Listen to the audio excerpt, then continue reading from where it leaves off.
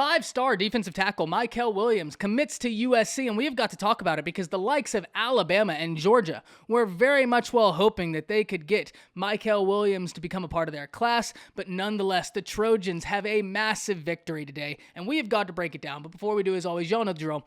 I want to hear from y'all. Hop down to the comments. Give me a Y for yes or an N for no. Are you surprised that Williams, the five-star defensive tackle, is a part of the Trojans? And let me know what you're thinking. If you're new to the channel, be sure to subscribe, hit that bell notification, because I do constant college football content, and you don't want to miss any of it. And if you enjoy, be sure to like, comment down below. Those interactions are really big for content creators such as myself.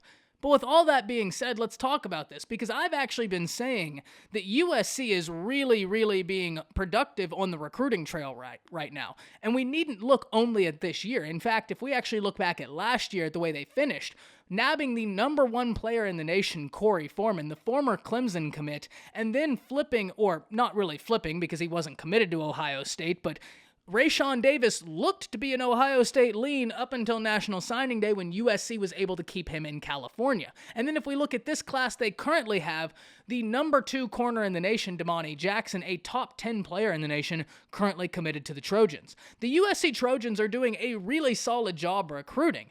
They have gotten Brian Carrington in from Texas, who was doing great work for the Longhorns in his capacities there at helping recruiting. I mean, he was able to seal guys such as Bijan Robinson, just to name one, because, I mean, it's Bijan. That's all the name I need to give to show just how good this guy is at getting high-value recruiting targets. But the question I have for the Trojans right now, I think, is are you going to be able to continue this throughout the season? Right now, it's the offseason, and every institution in the nation can recruit off of hype. That's all well and good, and by all means, go do so. You should. But when it comes down for the season to start, things change. Things are put into perspective. Where is USC right now? And these are all questions that, though I don't have the answer to, I am jumping at the bit to be able to see the start of the college football season so those questions can be answered. Because USC is at a very interesting crossroads right now. If they're able to go out there and show the results on the field, I'm warning you right now, USC could be cooking something up. They are recruiting at a very high level, and they have multiple top-level prospects in the nation interested in at least hearing their pitch.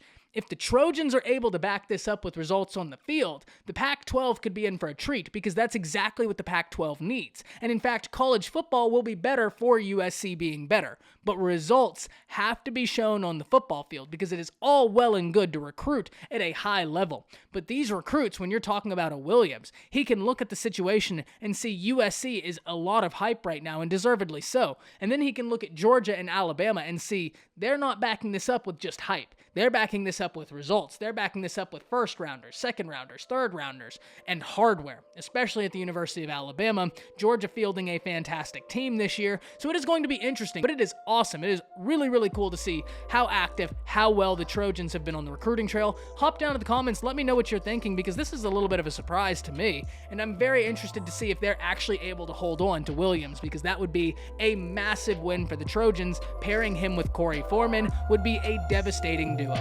That's it. See ya.